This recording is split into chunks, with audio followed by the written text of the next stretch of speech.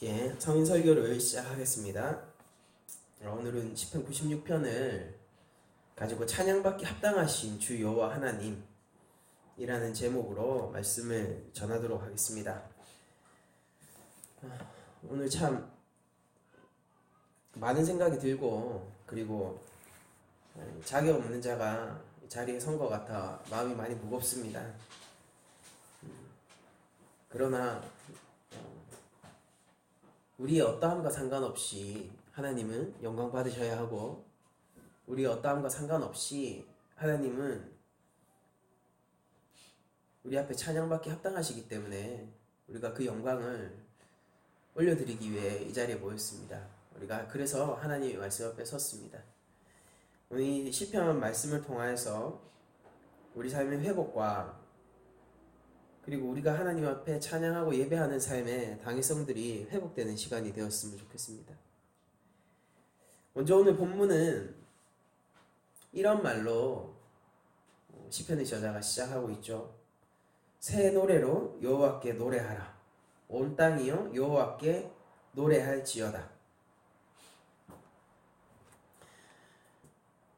여러분들, 지금 이 시편의 저자는 하나님의 백성들에게 새로운 노래를 요구하고 있고, 또한 온 땅을 향하여서 여호와께 노래할 것을 요구하고 있습니다.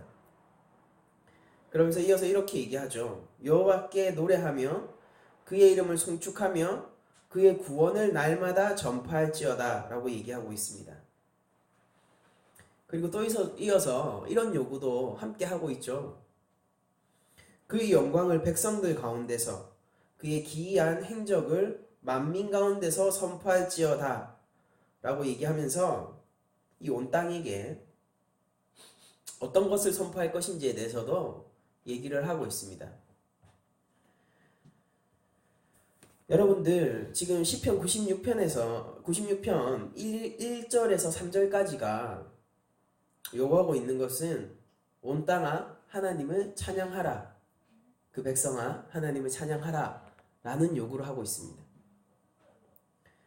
특히 백성에게 요구하고 있는 이 새 노래는요, 성경에 아주 일관된 무드를 가지고 나오는 것인데요, 이 새 노래는 언제나 구속사적인 회복과 연관이 있습니다. 그러니까 하나님이 새 일을 행하실 때에 그렇게 그 행하시는 그 일 앞에 선 백성들에게 요구되어지는 것이 새 노래라는 일관된 무드를 가지고 있는 것입니다. 지금 시편의 저자는 새 노래로 여호와께 노래하라 라는 말을 통해서 무언가 하나님께서 새 일을 행하고 계심을 알려주고 있는 것이죠. 그리고 온 땅도 그러므로 여호와께 노래를 해야 하는 것입니다. 우리가 2절을 보면은 여호와께 노래하며 그의 이름을 송축하며 그의 구원을 날마다 전파할지어다 라고 되어 있는데요, 여기서 이 시의 좀 구성을 살펴보면요, 그의 이름과 그의 구원이 같이 대꾸를 이루고 있는 걸 볼 수가 있습니다.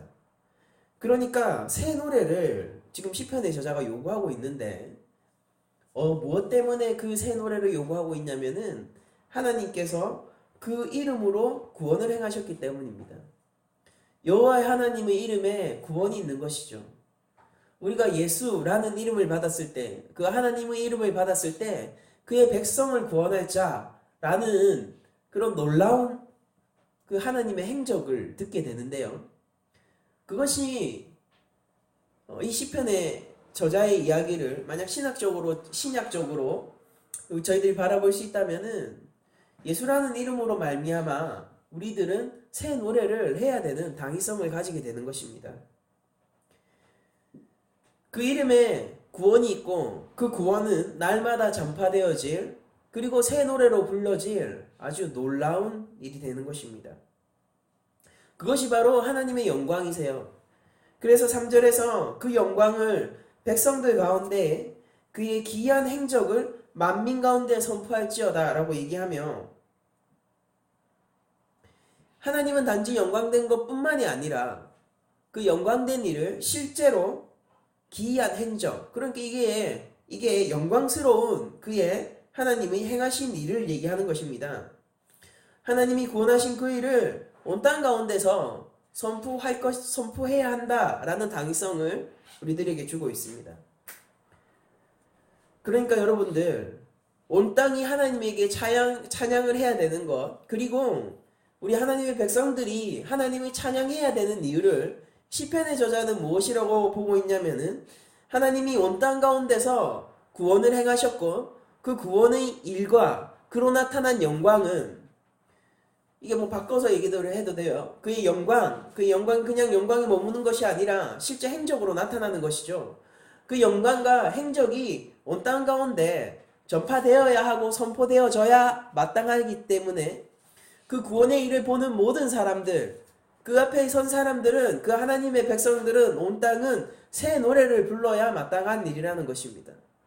지금 이 새 노래라는 말은 하나님의 구원이 이전에 없었던, 정말로 그 누구도 행하지 못했던 그 어떤 노래도 어울리지 않는, 이제 그 일에 맞는 새 노래가 필요한 매우 놀랍고 새로운 일이라는 것을 시편 저자는 선포하고 있는 것이에요.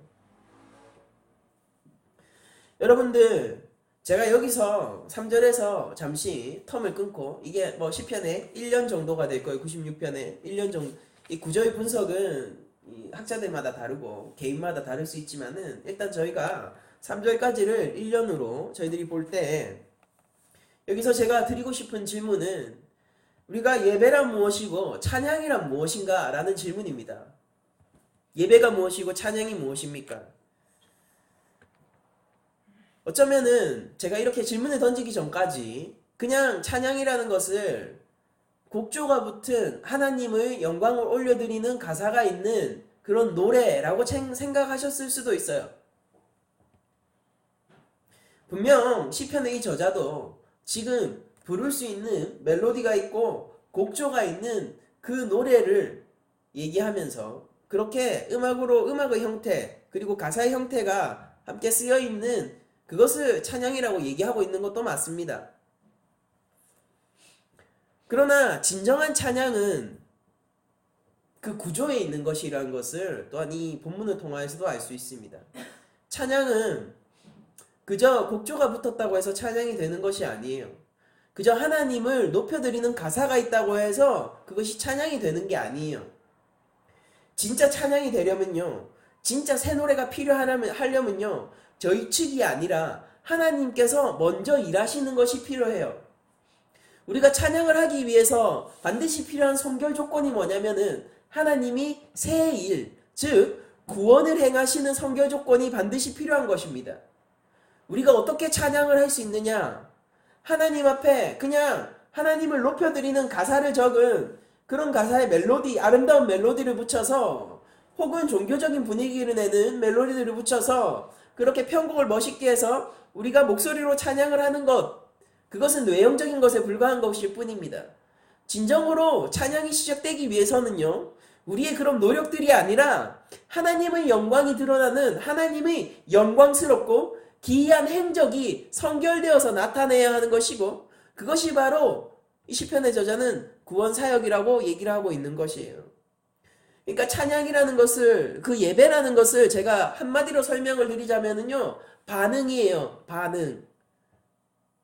우리의 어떤 능동적인 형태의, 그러니까 능동적인 수동성이죠. 적극적인 수동성이죠. 하나님이 일하십니다. 구원을 행하십니다. 그것을 바라보고 그 계시 앞에 선 백성들은 그 계시에 반응하여, 하나님의 그 기이한 행적에 반응하여 새 노래를 내는 것, 이것이 바로 찬양입니다. 이것이 찬양의 가장 중요한 구조입니다. 하나님은 영광스러운 구원의 일을 행하셨고, 그것을 자랑하고 전파하고 선포하는 것이 찬양이라고 시편의 저자는 얘기하고 있어요. 여러분들, 이것은요, 정확하게 개혁주의 예배관에서 바라보는 예배의 기본적 구도와 100% 일치하고 있는 것이에요.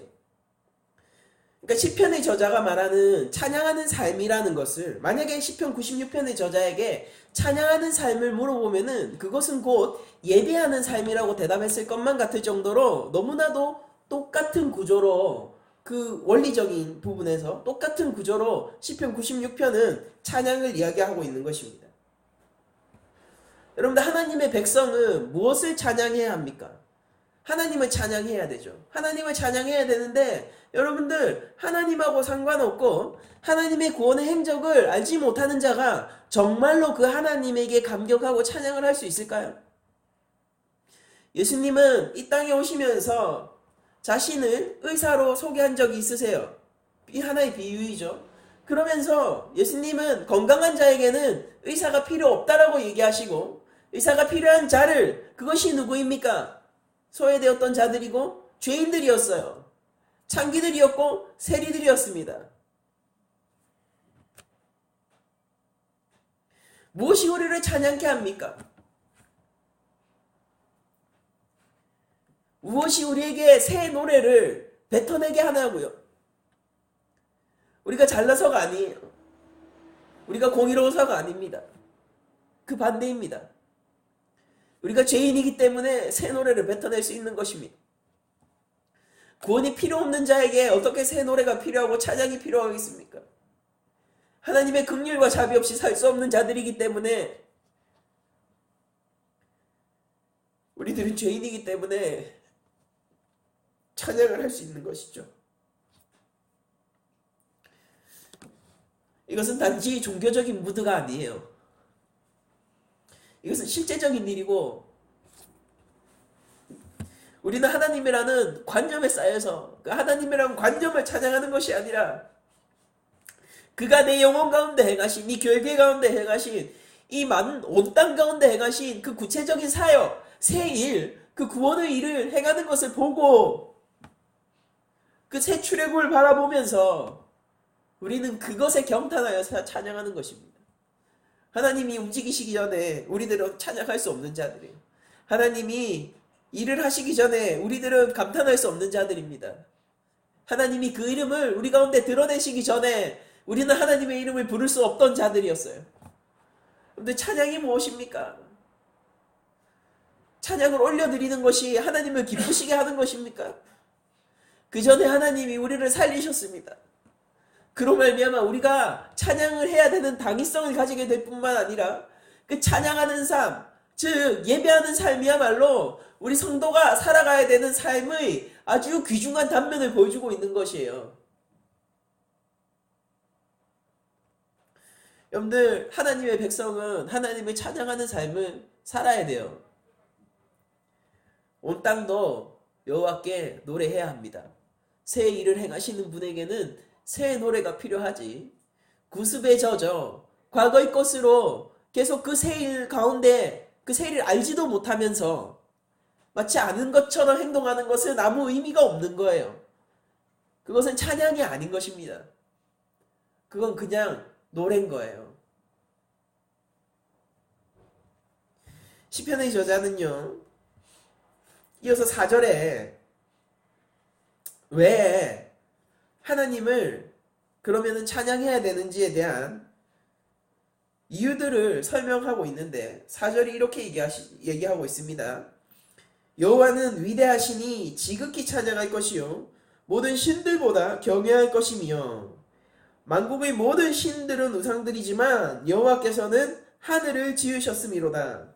존귀와 위엄이 그의 앞에 있으며 능력과 아름다움이 그의 성소에 있도다 라고 얘기를 하면서 우상이 아닌 하나님을 찬양하라 라는 명령과 함께 모든 신들보다 높으신 하나님을 성소에서 찬양하라 라고 얘기를 하고 있어요.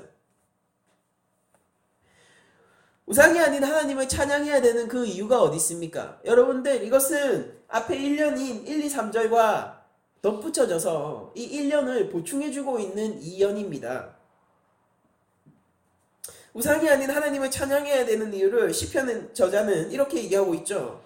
그분은 위대하시기 때문입니다. 그래서 지극히 찬양받기에 마땅해요. 그리고 우상이 아닌 하나님을 찬양해야 될 그 이유는요. 만국의 모든 신은 우상이지만은 여호와는 하늘을 지으셨기 때문입니다. 능력이 없는 헛개비 같은 신과 참으로 능력이 계신 창조주의 대비인 것이죠.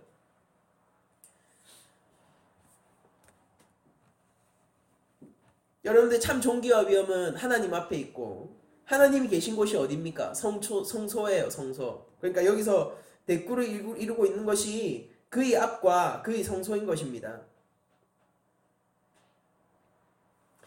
여러분들, 하나님의 존전 앞이 바로 성소인 것이에요. 그리고 거기에 참 능력과 아름다움이 있으며 존귀와 위엄이 거기에 있는 것입니다. 우리는 그 하나님 앞에 찬양을 해야 되는 거예요. 하나님이 존귀와 위엄을 가진 참 하나님이기 때문에 우리가 우상이 아닌 하나님을 찬양해야 되는 것이고, 능력과 아름다움을 가지고 계신 참 능력의 하나님, 참 창조주 하나님이 여호와 하나님 뿐이기 때문에 우리는 그 삼위 하나님 앞에, 삼위일체의 그 하나님 앞에서 예배를 드려야 하는 것입니다. 이 이연에서 시편의 저자는요, 하나님과 우상을 강렬히 대비하고 있어요.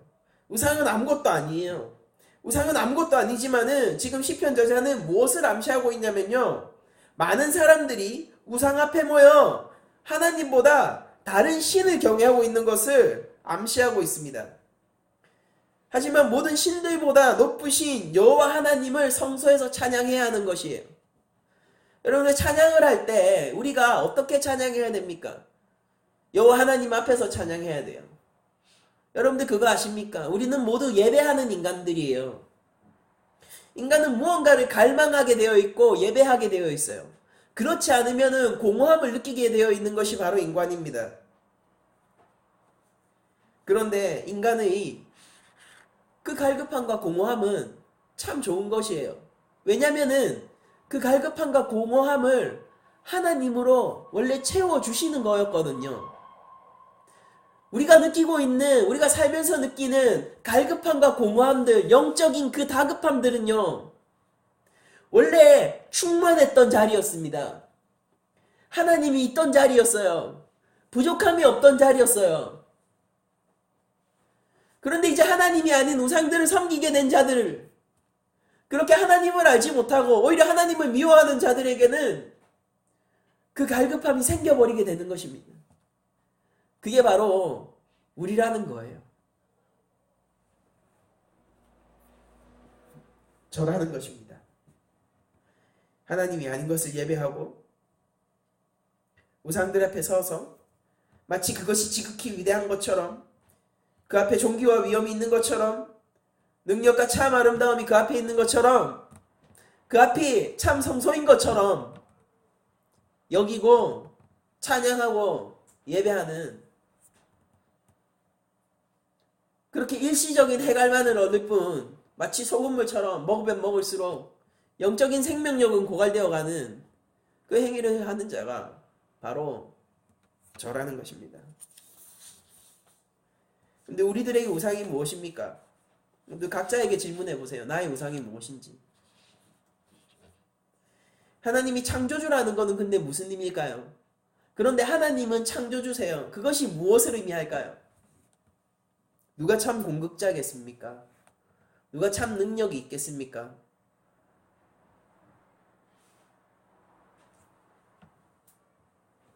여러분들, 우리는 아름다운 것을 보면요, 누구나 감탄을 해요.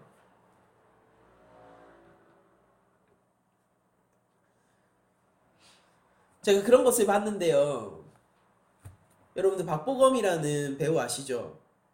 그 배우가 촬영 때문에 비행기를 타고 멀리 환승을 몇 번 해서 이렇게 갔었던 그런 그 프로가 있었던 것 같아요. 제가 정확하게 잘 모르는데. 그런데 박보검이 지나가는 타게 됐었던 그 비행기마다 수많은 선물을 받았다고 합니다. 스튜디오스한테. 왜 그랬을까요? 스텝도 놀라고 다른 연예인들도 그 자리에 있었지만은 그 누구도 그런 대우를 받지 못했어요. 근데 박보검만은 수많은 선물을 받고 고급 초콜릿에서부터 먹을 것들, 우유, 이런 사소한 것까지 다 이렇게 선물을 받고 사람들이 주고 오히려 그것으로 기뻐하고 즐거워하고 그렇게 했다라고 합니다. 근데 왜 그랬을까요? 우린 잘 알고 있죠. 단순한 이유죠. 잘생겨서 그런 거잖아요. 사람은요, 아름다움 앞에 서면은 반응하게 되어 있어요. 여러분들 정말로 놀라운 여러분들 삶에서 나의 귀를 때리는 그런 음악을 들어보신 적 있으세요? 내가 뭔가를 하려고 해서가 아니라 그 음악이 내 귀를 잡아 끌어서 내가 거기에 반응할 수밖에 없는 그런 음악을 여러분들 들어보신 적 있습니까? 여러분도 혹시 미술 작품을 보면서 너무 강렬해서 혹은 너무 아름다워서 혹은 이상한 내가 형용할 수 없는 감정을 줘서 그 자리에서 그 미술 작품을 바라볼 수밖에 없었던 경험을 혹시 하고 계세요? 아니면은 누군가를 봤을 때 저 사람한테 매료되어서 잘 알지 못하지만은 저 사람에게 매료되어서 아, 저 사람은 너무 멋있다 혹은 너무 아름답다 라는 생각을 하면서 그 사람에게 나도 모르게 집중을 해본 경험은 없으세요? 우리 모두 다 그런 경험이 있잖아요. 왜 그럴까요?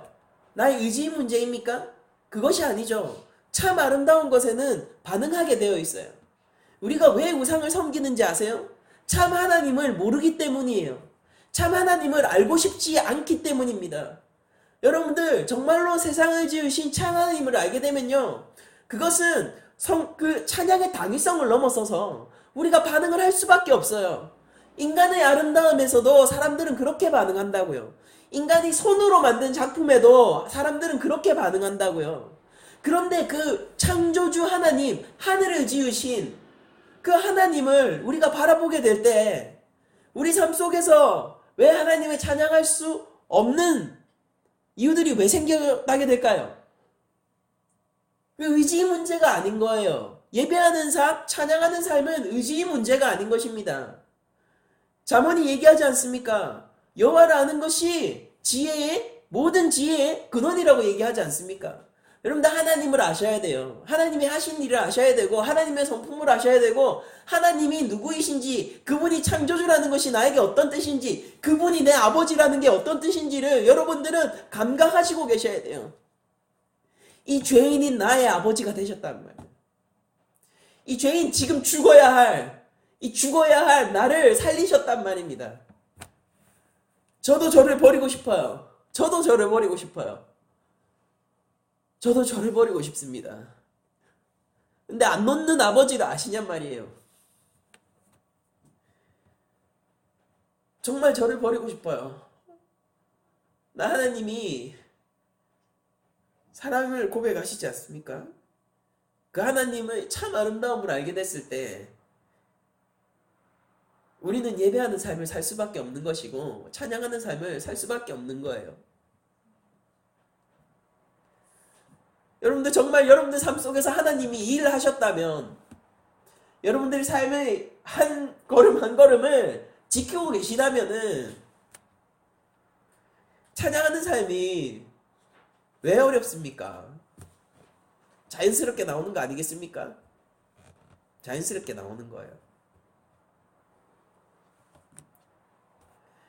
하나님을 예배하지 않는 모든 자들은 우상을 섬길 수밖에 없습니다.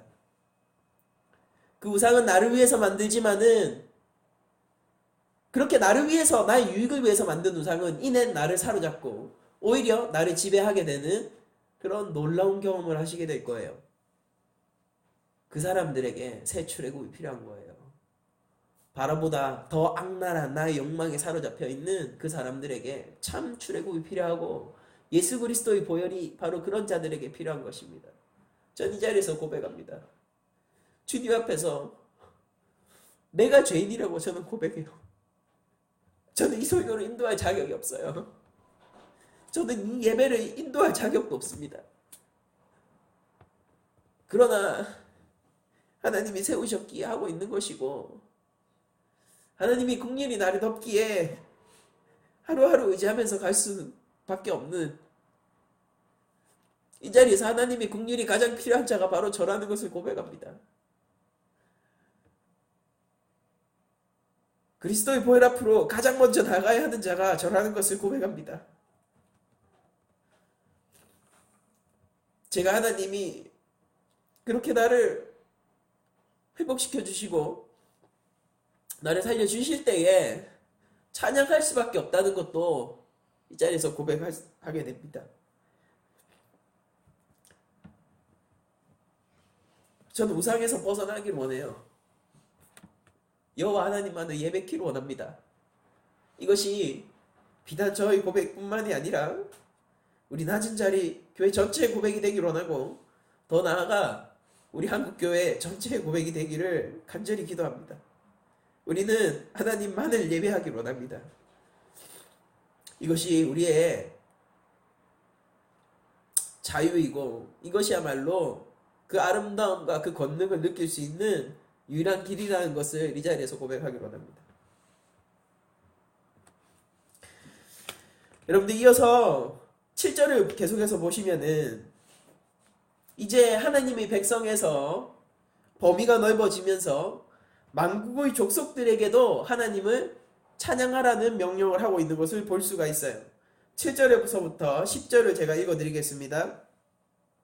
이것이 이 시편의 3년이 될 것입니다. 만국의 족속들아, 영광과 권능을 여호와께 돌릴지어다. 여호와께 돌릴지어다.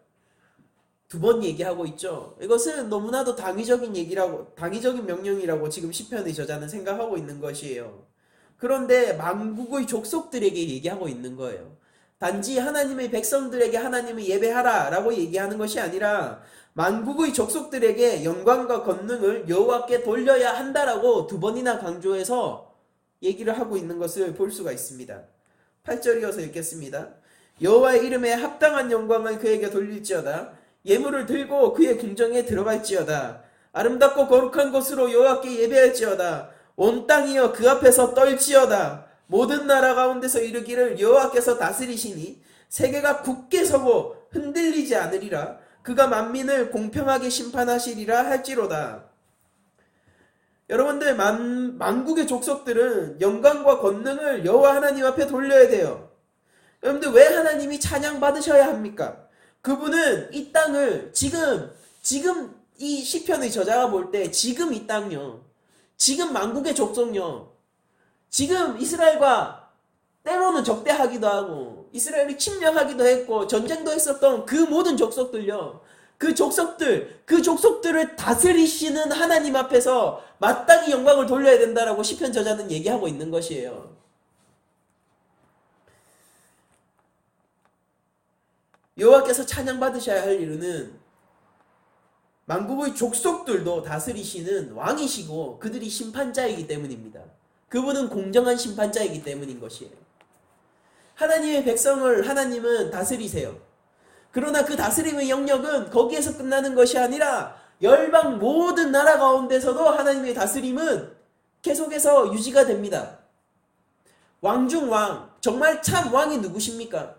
바로 여호와 하나님이신 거예요. 우리의 참 왕이 누구세요? 예수 그리스도이신 것입니다. 교회 머리가 누구세요? 예수 그리스도인 거예요. 그런데 그분은 단지 우리 교회만을 다스리는 머리가 아니라 모든 열국의 머리가 되시는 것입니다. 그 이유만으로도 여러분들 만국의 족속들은 여호와를 찬양해야 돼요. 여러분들, 저는 시편 저자가 그 만국의 족속들이 정말로 여호와 하나님을 찬양할 것이라고 생각했다라고는 느껴지지 않습니다. 물론 성경은 침묵하고 있는 것이지만은 역사가 그것을 증명하고 있잖아요. 다른 모든 족속들이 하나님을 찬양한 적은 없어요. 그러나 시편 저자가 얘기하고 싶은 것은 이거예요. 그들이 찬양을 하든 찬양을 하지 않든 하나님은 그들에게서조차도 원래는 영광 받으셔야 하는 분이라는 것을 얘기하고 있는 겁니다. 그분이 다스리세요. 여러분들, 지금 하나님의 이미지가 시편의 심상 가운데서 어떻게 변화하고 있습니까? 하나님은 창조주셨잖아요. 창조주셨는데 지금 열국을 다스리는 왕의 이미지로, 심판자의 이미지로 변화하고 있는 것을 여러분들 보시고 계십니까? 그리고 하나님의 백성에게 영광받아야 하는 그 당위성을 넘어서 만국의 족속들에게도 영광받아야 하는 하나님의 그 영광의 범위가 넓어지는 것을 여러분들 보시고 계세요? 이 이미지들을 따라가면서 시편을 읽어야 돼요. 시편은 기본적으로 이미지들을 따라가면서 읽는 것입니다. 이것이 시라는 장르니까요. 만국의 족속들이 이것이 하나님을 예배하는 자들이 아니었어요. 그럼에도 불구하고 그들은 원래 하나님을 예배했어야 하는 거예요. 근데 어떻게 예배하라고 그 찬양의 방법을, 이 찬양의 방법을 시편의 저자가 뭐라고 얘기하고 있습니까? 먼저 그 이름에 합당한 영광을 돌려야 한다라고 얘기를 하고 있어요. 근데 그 이름에 합당한 영광이 무엇입니까? 그 백성에게는 구원자로서 영광을 돌려서야 했지만은 이 만국의 족속들은 참 왕으로서의 여호와 하나님 그 이름 앞에서 합당한 영광을 돌려드려야 되는 것이에요. 그리고 예물을 들고 그의 궁정으로 들어가야 되는 것입니다. 여러분들 하나님의 백성 앞에서 요구되어진 것이 무엇이었습니까? 그 앞 존전 앞 성소에서 찬양하라. 그런데 지금 만국의 족속들은 어디로 모이라고 하고 있어요? 그의 궁정으로 모이라고 얘기하고 있어요. 지금 어디에 있는 거예요? 만국의 족속들은 궁정 밖에 있잖아요. 그럼에도 불구하고 그들은 원래 어떻게 해야 되는 거예요? 마치 하나님의 백성과 똑같이 그 궁정 안으로 들어와 성소로 들어와 하나님을 예배해야 되는 당위성을 가지고 있는 것입니다. 그 하나님께 무엇을 드려야 되냐면 아름답고 거룩한 것으로 여호와를 예배해야 되는 거예요. 그리고 온 땅은 여호와를 두려워하고 경외하라 라고 시편 저자는 얘기하고 있습니다. 그 앞에서 떨지어다. 여호와를 경외하라. 여러분들 하나님을 찬양하지 않는 것은요 심판의 이유가 될 수 있어요. 이 땅 가운데 많은 사람들이 오히려 예수님을 믿는 저희들을 비웃고 자신을 의지하면서 살아가면서도 든든하다, 괜찮다라고 얘기를 하고 있는데 여러분들 그거 아셔야 돼요. 그렇게 하나님을 때로는 저주하는 사람들도 있는데 그 사람들도 원래는 하나님을 찬양해야 되는 존재들입니다. 지금 성소 밖에 있는 그들, 그 하나님의 궁정 밖에 있는 그들이 원래는 궁정 안으로 들어와서 하나님의 성소 앞에서 하나님께 아름답고 거룩한 것을 올려드리고 그 이름에 합당한 예배를 하고 그리고 두려워 떨며 그렇게 하나님을 경외하는 삶을 원래 살았어야 된다고요.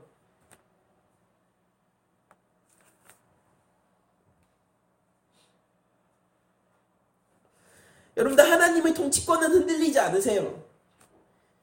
96편 10절이 얘기하지 않습니까? 모든 나라 가운데 이르기를 여호와께서 다스리시니 세계가 굳게 서고 흔들리지 아니하시리라.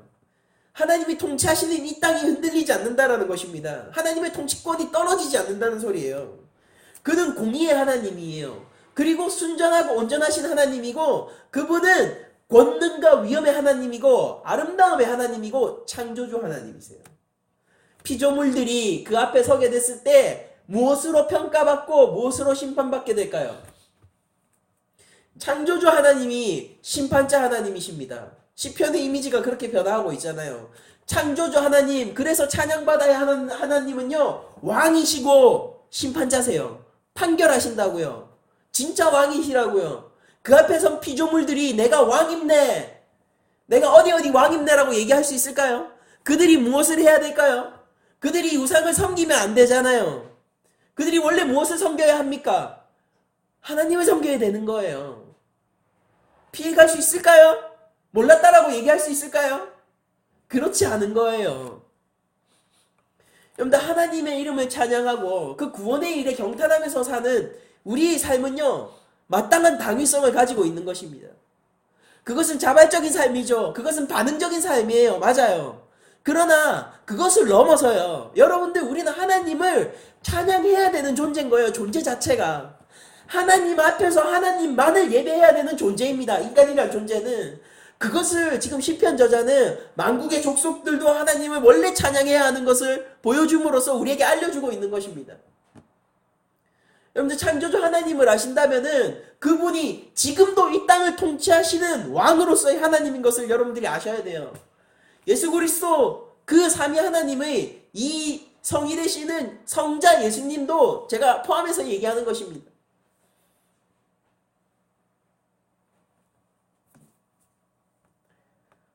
여러분들 하나님을 찬양하지 않는 것은 우리 존재성을 어기는 것이고 그것은 죄악된 본성에서 나오는 거예요. 하나님을 예배하지 않는 삶? 여러분들 정말로 제가 묻고 싶은 게 하나님을 알면서 하나님을 예배하지 않는 삶이 정말 가능할까요? 하나님을 예배하지 않는 삶이 어떻게 가능해지는지 압니까? 하나님하고 관심 없어서, 그러니까 하나님한테 관심이 없어서 하나님을 알고 싶지 않고 적극적으로 피하고 내가 눈을 감고 그 말씀에서 눈을 돌릴 때 하나님을 피하는 삶을 얼마든지 살 수 있어요. 자, 한 주간 그렇게 살았습니다. 오늘 아침까지도 그렇게 살고 왔어요.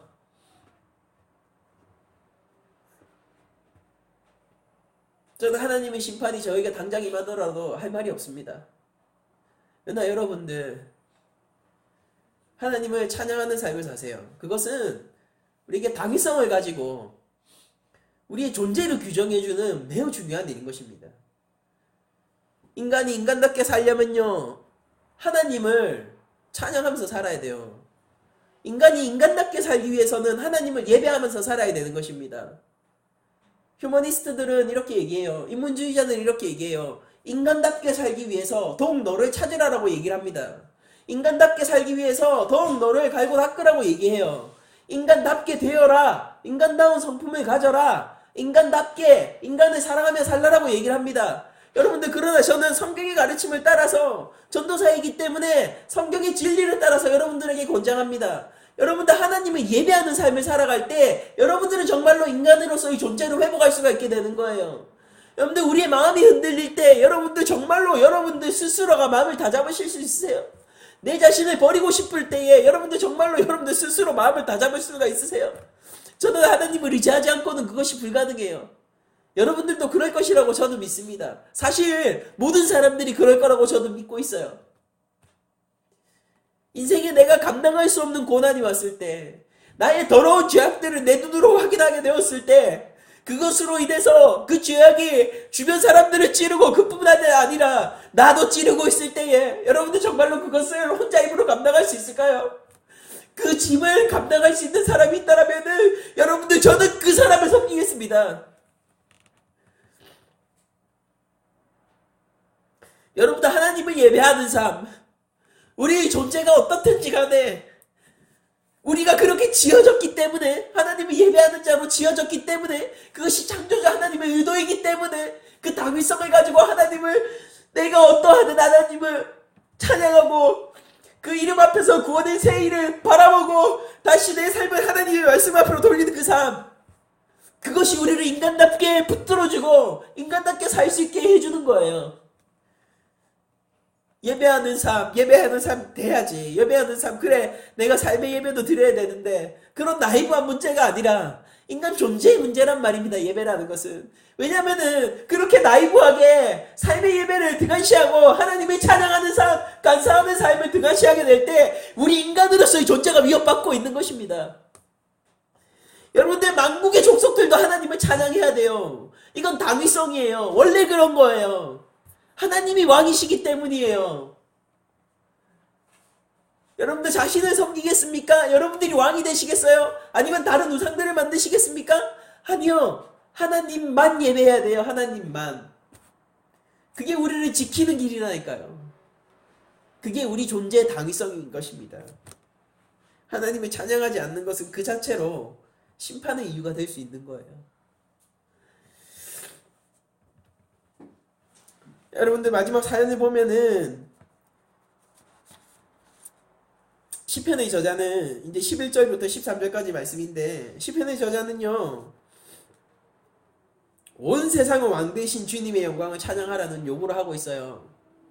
11절, 하늘은 기뻐하고 땅은 즐거워하며 바다와 거기에 충만한 것이 외치고 밭과 그 가운데 있는 모든 것은 즐거워할지로다. 그때 숲의 모든 나무들이 여호와 앞에서 즐거이 노래하리니 그가 임하시되 땅을 심판하러 임하실 것임이라. 그가 의로 세계를 심판하시며 그의 진실하심으로 백성을 심판하시리로다. 아멘. 여러분들, 그의 백성들에게 요구되었던 찬양의 요구는요, 만국의 족속들에게 요구되고, 드디어 시편의 저자는요, 그 당위성을 피조세계 전체에게 부과하고 있어요.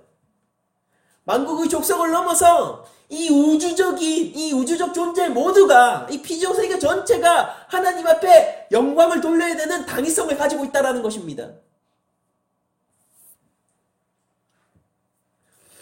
찬양의 범위는 점점 확대되어 가고 있어요. 그것이 이 시편의 이미지의 확장이지 않습니까? 찬양의 범위는 점점 확장되었고, 그의 백성에서 시작되었던 찬양은 드디어 이 마지막 사연에 이르러 우주적인 찬양에 도달하게 됩니다. 그리고 우주적 찬양의 때를 시편 저자는 심판과 결부시키고 있어요.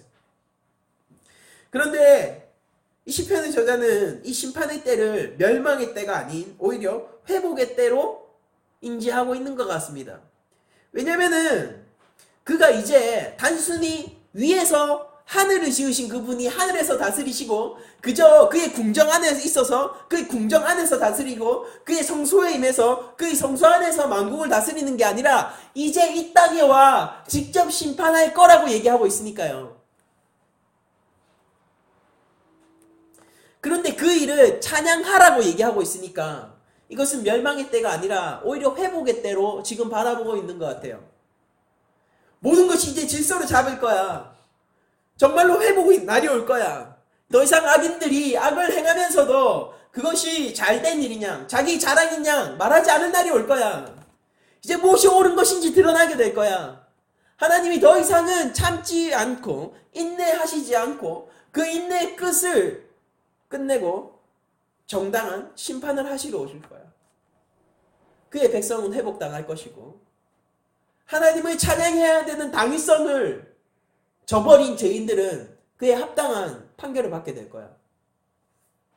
그 마지막 때가 되면은 이제 모두가 하나님을 찬양하는 날이 올 거야. 이게 시편 저자의 소망인 것입니다. 이게 종말론적인 소망인 거예요. 이게 우주를 바라보면서 우주의 회복을 바라보는 시편 저자의 관점이었던 것입니다. 하나님은 의로 공정하게 세계를 심판하시고 진실하심으로 백성을 심판하세요. 이 심판은 무서운 심판이 아니라 백성을 다시 회복시키시고 세우시는 심판의 때인 것입니다. 이것이 바로 찬양의 때고 이 백성들의 소망의 때인 것입니다. 여러분들 시편 96편은요 종장으로 가면서 마침내 끝내 종말론적인 무드를 연출하고 있는 거예요. 시편 저자는 창조주 하나님을 선언하고 현 시대를 다스리고 있는 심판하는 왕으로서의 하나님을 묘사한 후 드디어 최종적으로 우주적인 심판자 그리고 한편으로 얘기하면은 우주적인 회복자로서 하나님의 그림을 확대시켜 나가고 있어요. 이게 하나님을 인지하고 있는 시편 저자의 생각이고 그것의 시적인 표현인 것이죠. 여러분들 단순히 모든 인간들뿐만 아니라 하나님의 피조세계 전체도 하나님의 영광을 드러내고 하나님 앞에 찬양을 해야 되는 당위성을 가지고 있습니다. 그리고 하나님은 그 일이 당연한 것이고 그 일이 진실된 것이고 그 일은 옵션이 아니라 할 수도 있고 안 할 수도 있는 게 아니라 반드시 실현되어야 하는 당위성을 가진 일이기 때문에 직접 이 땅에서 심판하러 오실 거예요. 이 구약의 저자는 아마도 예수님의 초림과 예수님의 재림이 겹쳐 보였을 수도 있을 것 같습니다. 그러나 예수님이 이 땅에 오셨습니다. 심판권을 가지고 이 땅에 오셔고 그래서 십자가 위에서 그 심판의 마지막 외침을 외치셨어요. 다 이루었다, 이루었도다 라는 말과 함께 그 백성을 다 찾으셨고 하나님의 백성을 다 찾으셨고 하나님께 반역하고 하나님을 거역하는 모든 자들에게 심판을 선고하셨습니다. 그리고 다시 오실 거예요. 올라갔던 그 영광 그대로 하나님의 영광 그대로 다시 오신 날이 올 것입니다. 그때가 바로 우리 소망의 근거이고 우리 소망의 때인 것입니다.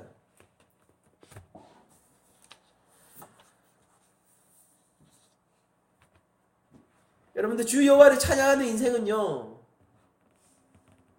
너무 당연한 거예요. 하나님의 질서 가운데서 보면요 그것은 뭔가 내가 할 수도 있고 못할 수도 있는 일이 아니라 당연한 것입니다.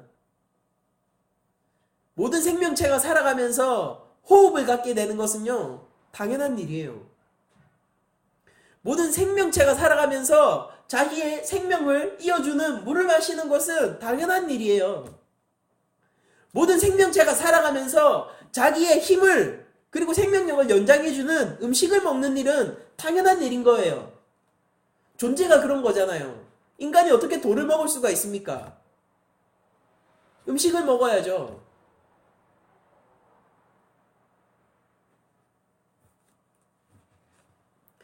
그런 것만큼 여호와를 찬양하는 삶이라는 것은 당위적이에요. 온 우주 전체에게 요구되어지는 not option, 옵션이 아닌 필수라는 것입니다. 여러분들 하나님을 찬양하는 삶이 무엇인지 아십니까? 인간을 지키는 일이면서 성도의 정체성 그리고 우리의 생명과도 직접적으로 연결이 된 이야기인 것입니다.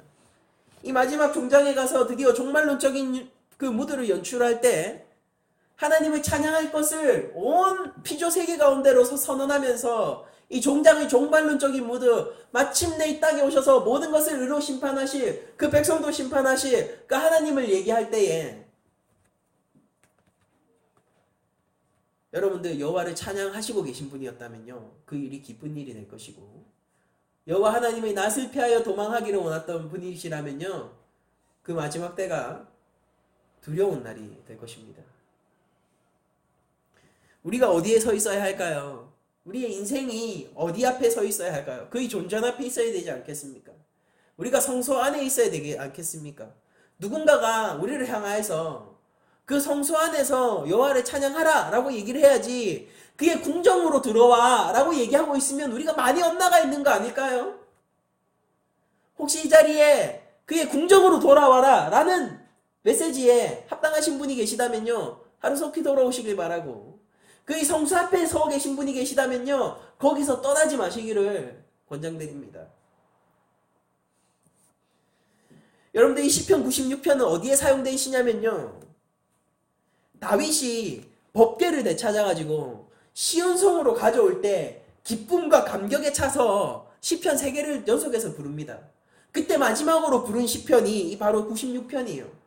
역대상 16장 22절에서 33절을 보면요, 다윗이 이 시편을 부르고 있음을 정확하게 알 수 있어요.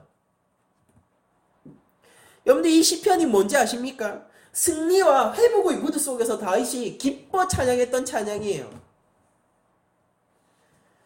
여러분들 하나님이 이기셨다고 다윗이 생각한 것입니다. 법궤를 우리가 드디어 찾아온 거예요. 하나님이 만국을 쓰러뜨리시고 드디어 하나님이 있으실 곳에 있게 된 거라고 다윗은 지금 찬양하면서 노래하는 거예요. 그 상황에서 다윗의 마음속에서 부를 수 있었던 찬양이 바로 이 시편 96편이라는 것입니다. 여러분들 우리 인생이 어떤 인생인가요? 단순히 법궤를 찾아오는 것 정도가 아니라 예수가 세상을 이기시고 우리 가운데 성령을 보내주시어 우리가 이제 하나님의 자녀로서 굳건하게 하나님 나라로 선, 그분의 자녀로 선 그런 존재로서 이 땅을 살아가는 자들 아닙니까? 이 시편 96편의 찬양은 법궤를 되찾은 다윗의 찬양뿐만이 아니라 우리를 구원해 주신 그 하나님 앞에서 예수 그리스도 독생자를 내어주심으로 우리의 인생을 사망에서 생명으로 옮기신 그 하나님 앞에서 우리 성도 전체가 당연히 찬양해야 할 찬양의 시편인 것입니다. 하나님의 백성은 여호와를 더욱 찬양하는 삶을 살아야 되는 것입니다. 구원의 일을 행하시는 하나님은 창조주이시에요. 그 창조주가 새 창조를 해주시는 것입니다. 그로 말미암아 새 창조에 들어온 우리들이 해야 될 게 바로 새 노래인 것입니다. 하나님은 새 노래에 합당하신 분이에요. 하나님은 새 노래에 합당하신 분이에요. 새 술은 새 부대에 담아야 하는 것입니다. 여러분들 이것은 당위성을 가진 삶이지만은 그것을 넘어서 성도의 감격과 기쁨과 회복의 삶인 것입니다. 법궤가 들어올 때 다윗은 당연히 찬양을 했어야 합니다. 당연히 찬양했어야죠. 그런데 단순히 그런 수동성에 모르는 것이 아니라 다윗은 그렇게 찬양하는 것 자체가 자신의 그 무엇보다 기쁜 회복과 기쁨의 순간이 되었단 말입니다. 우리 삶이 그래야죠. 누군가 옆에서 뭐라고 할 수도 있죠. 다윗한테도 그랬잖아요. 왕이 말이야. 채통 없이. 우리가 하나님을 기뻐하는 삶이 외부에서 봤을 때는 조금 이상해 보일 수도 있겠죠. 그러나 그거는 그 영혼이 긍휼한 것 아니겠습니까? 그러나 그것은 그가 새 노래를 모르는 것 아니겠어요? 그러나 그것은 그가 하나님 앞으로 나와야 해. 그의 궁정 안으로 네가 다시 들어와야 돼. 라고 얘기할 만한 일이 아닐까요, 오히려?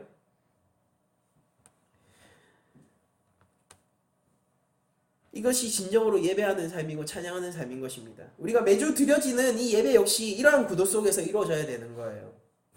왜 하나님을 예배하고 찬양해야 합니까? 그분의 영광과 위대함을 생각할 때, 창조주로서의 그분의 지위를 생각할 때 피조물로서 당연한 일 아닌가요? 그리고 우리는 거기에 플러스해서 구원까지 받은 자들이잖아요. 우리는 하나님이 하신 구원에 기대어 예배를 드립니다.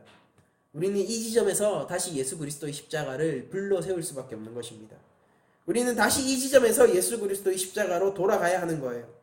죽으시고 3일 만에 부활하신 그분은 우리의 찬양과 예배의 궁극적인 근거가 되신다는 것입니다. 여러분들, 우리 인생에서 드려지는 예배와 찬양은 하나님이 행하신 일에 대한 감사와 감격의 반응으로 드려져야 되는 것이지, 일반 종교처럼 나의 노력과 그저 나의 정성으로 점철된 것을 드려야 되는 것이 아니라는 거예요. 그에 반응하세요. 반응하실 때에 여러분들의 의지도 드리시고, 반응하실 때 여러분들이 청송도 드리세요. 그러나 하나님이 하신 일이 없는데 여러분들이 있는 것처럼 하는 것은 가식이에요. 외식하는 자가 될 것입니다. 하나님이 일을 하세요. 이것이 순서예요. 그에 대해서 우리가 반응하는 것입니다. 이 구조야말로요, 이 시편 저자의 이 찬양의 구조야말로 일반 종교의 예전적 틀에서 벗어나서 진정한 기독교적 예배의 찬양의 태도를 가지게 하는 그런 키가 되는 것입니다. 저는 여기서 말씀을 마치면서 여러분들에게 이런 고백을 한 주간 하셨으면 좋겠다라는 것을 마지막으로 권면드리고 싶습니다. 여러분, 한 주간 이것을 고백합시다. 우리가 어떠하건, 우리의 상황이 어떠하건, 세상이 어떠하건, 그런 모든 것을 떠나서요, 이것을 고백하자고요. 우주적 심판자이자 회복자이신 하나님은 참으로 찬양받기 합당하신 분입니다 라고. 저는 스스로 느껴요. 하나님을 찬양할 자격이 없구나라고 느껴요. 그런데도 이 말씀을 통해서 제가 회복받는 것은 무엇이냐면은, 그래도 나는 하나님을 찬양해야 하는 자구나. 나의 자격 유무가 아니라 당위성입니다. 그것이 나를 인간답게 지켜줄 거예요. 그리고 하나님을 찬양한다는 그 삶이, 예배하는 그 삶이 여러분들의 삶도 인간답게 하나님 앞에 선 하나님의 자녀로 지켜주게 될 것입니다. 한 주간 감사함으로 찬양합시다. 여러분들이 어떠하건, 상황이 어떠하건, 내가 어떠하건, 여러분들이 오히려 그렇기 때문에 찬양하는 삶을 더욱더 살아야 하는 것입니다. 하나님을 찬양합시다. 정말로 그냥 이 한마디만 하고 싶어요. 하나님만 찬양합시다. 우리가 한 주간 하나님만 예배합시다. 이 깊은 기쁨과 감격의 의미가 우리 영혼 깊숙이 새겨져 한 주간 우리 삶을 지키고, 우리 존재의 어떠함과 우리 상황이 어떠함과 상관없이 우리를 늘 십자가 앞에서 죽고 예수 그리스도만으로 살 수 있는 그 삶으로 인도하여 줄 것을 믿으면서 모든 말씀을 마치도록 하겠습니다.